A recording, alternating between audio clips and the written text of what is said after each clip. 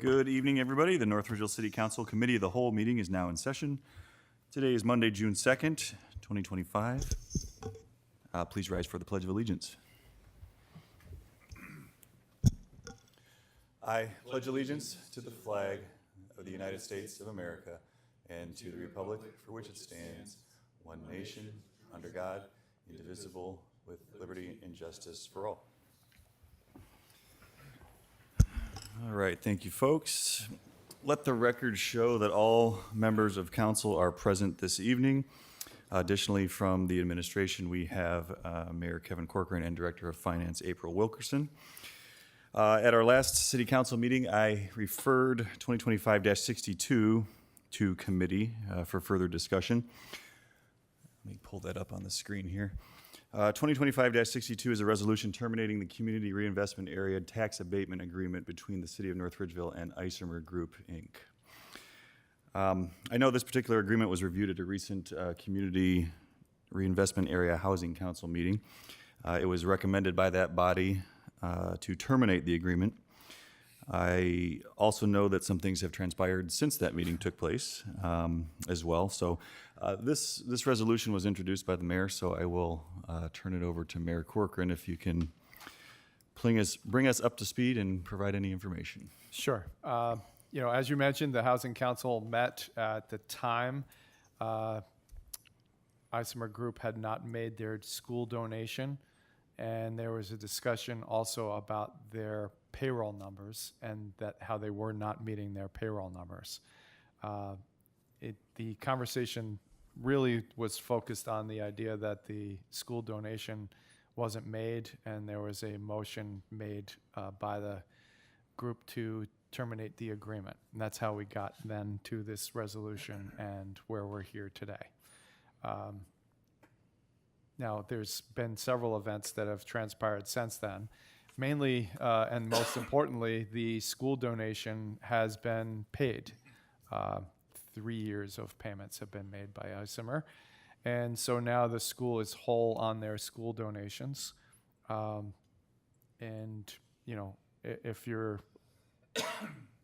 looking beyond that, the only thing really to discuss at this point is the number of employees and payroll. The employee numbers are different, but if you remember, we changed the way that we review tax abatements several years ago.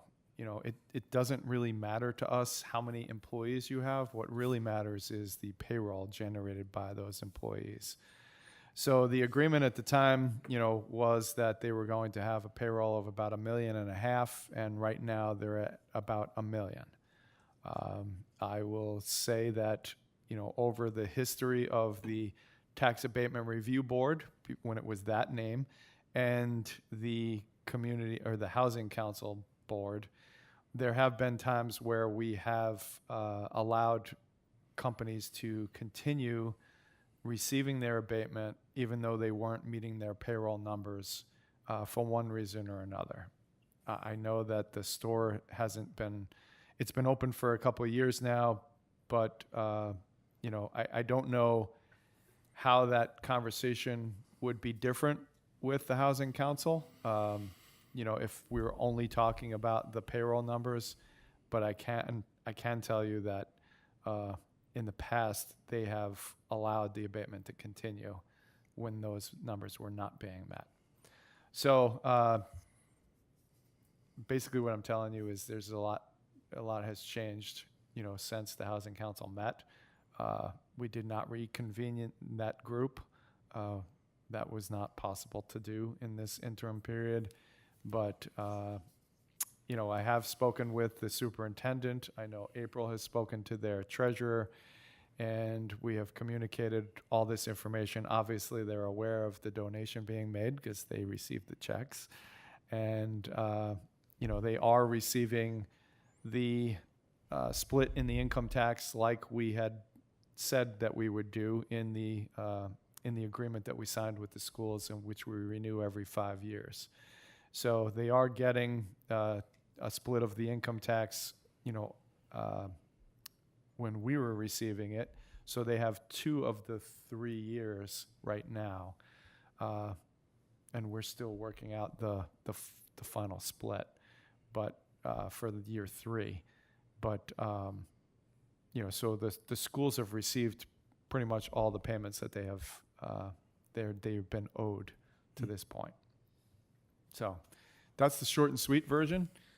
We could go into a much longer version, but I will refrain for now. Okay. Thank you, Mr. Mayor. I would also imagine that at the outset of a new business that it could be somewhat challenging to, predict what the exact payroll number is going to be. So I would imagine it's not completely unusual for a new business coming to town to, maybe not quite hit the mark. Is that a fair That's statement? accurate. Businesses go through different periods. When there's been recessions, number of employees have changed because of the times. For example, some businesses, when they're starting up, they just don't ramp up as fast as they originally projected. There's a lot of different reasons why. And so, we've, over the years, that I've been involved with those different groups, we viewed this as something where we were giving the business the benefit of the doubt. I believe there was only one company that had their abatement removed. I don't remember even the name of it, but I can only, in the many years that I've been involved, I can only remember one company having it removed. Okay. So, All right. Thank you, Mr. Mayor. Are there any questions or comments from members of council at this time? Mr. President, Yes, Mr. Winkle? when would this be reviewed again? when did we have that meeting, Fiji? Do you remember? Was that March, April? April. April. Next year, April. Next April? Thank you. You're welcome. Any additional comments or questions? Through the chair. Yeah, Mrs. Swink? I was reading the meeting minutes from that, and I did notice that there was another business that also hasn't met payroll, and they had moved to approve the continuance of the abatement for another year with recommendation to follow up on the discrepancies in the hiring efforts. I don't know if this gentleman's the person to ask, but is Drug Mart currently hiring? Okay. So this is Steve. You've heard from him. He can come up to the podium. And, Yep. Mr. Ferris, if you have any additional information you'd like to share at this time, please, if you could just state your name and address for the record, please. Sure, thank you. Steve Ferris, I live 502 East Liberty Street in Medina, Ohio, 44256. First, the mayor's got it right.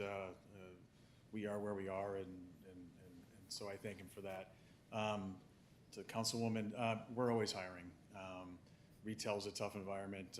We probably hire 100+ folks in a given year at that location, in between no-shows and quits, and we're always actively hiring. Thank you. Thank you, Mr. Ferris. Do you have any other I'm here additional? for any other questions anybody else might have. Okay. Mr. Through the Rabens? Chair, I guess the question I would have, it looked like it took the threat of removing your tax abatement before the payment was made. I'm hoping that that's not the case in the future. To the councilman, that was not our intent. We had a situation where the appraisal of the property was at a much greater reduced rate than initial estimates had it at, and we had some discussions and conversations, and we ended it, and when it was ended, we then made our payments to the school district. And Mr. Rabens, as City Council's representative at the Housing Council, it is accurate then generally to say that the main reason, that prompted the recommendation was because of the non-payment to the schools? At that point that the meeting took place, there was no payment made for 2-3 years. And so we were very concerned, and that's why the vote was taken. The other question I have for you is, when you first proposed this project, it was for the store itself, but you also, if I'm not mistaken, control the land that is directly north of Drug Mart, with the promise of a possibility of a commercial development of some sort there. Has there been any further thought in developing that piece of property? Yes, sir. That's still a possibility. Thank you. Any additional questions from council? To the chair, Yes, Mr. Schaefer. do you have plans to do these self-checkouts, and would that impact hiring of people? We, to the council, we have resisted self-checkouts, and I don't anticipate that being something we do in the near future. Thank you. Any additional comments or questions? Mr. President, Mr. Winkle? a couple comments, I guess. I want to see North Ridgeville being a business-friendly community. You know, we have enough issues as is. I don't want to add to it. And projections are projections. I do a lot of business deals, and projections are just what they are. You go in to deal with a projection, and sometimes there's a variable or something you don't see happening as far as how many people you have hired or what the evaluation came in and things of that nature. You know, in good faith, you know, we want to make that payment. You know, he did do that. I'm a fan of second chances, and you know, I would like to see this continue personally. That being said, if I see this again next year, I would probably work against it continuing. To be clear. Thank you. Thank you, Mr. Winkle. Mrs. Awig? Yes, I'd just like to say that Discount Drug Mart is around the corner from where I live, and I've been in there many times, and I appreciate the good service that you give, even if you might be short on employees. It seems like you're doing a great job, and I would like to see that we give them a break and, you know, Appreciate that. move that, we don't, yeah. Okay, well, thank you, Mrs. Awig. Any additional comments or questions? Through the chair, Yeah, Mr. Schaefer. there's a series of requirements on page 4, property 1, about the number of parking spaces and the product line. Have we verified those exist as well? They're in compliance with those? I personally have not. I imagine when it was first approved by Planning Commission that those, those Engineering. requirements were met. Our engineering reviews that in the beginning, you know, when the project is first proposed, and I'm assuming that they did. Planning Commission reviews it as well, so I have no Okay. idea. Through the chair, Mr. Abrams? as part of the planning commission as well, Harry, can't remember this particular case or parking spots, but that is an issue that we take up very seriously. And I know Discount Drug Mart has the parking that they need. And, Clearly. my wife goes to your store all the time as well. In fact, Giant Eagles has lost quite a bit of business because of it.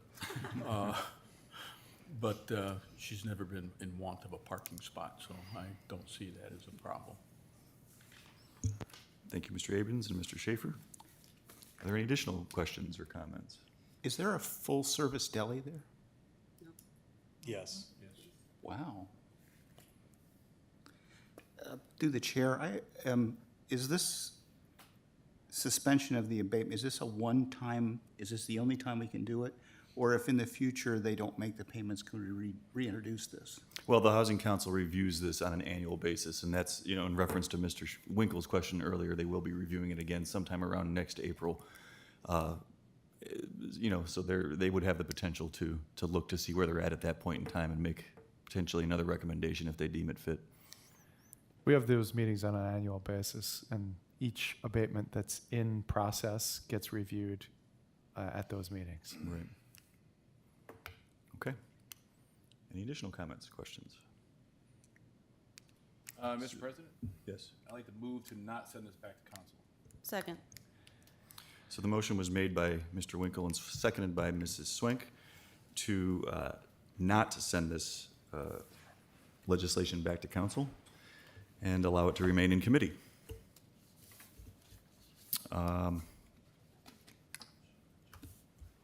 So that said, we don't do a vote here? Oh, okay. So on the motion to not send this legislation back to council for further review, all in favor say yes. Yes. Yes. All opposed say no. Okay, this will remain essentially in committee and die in committee.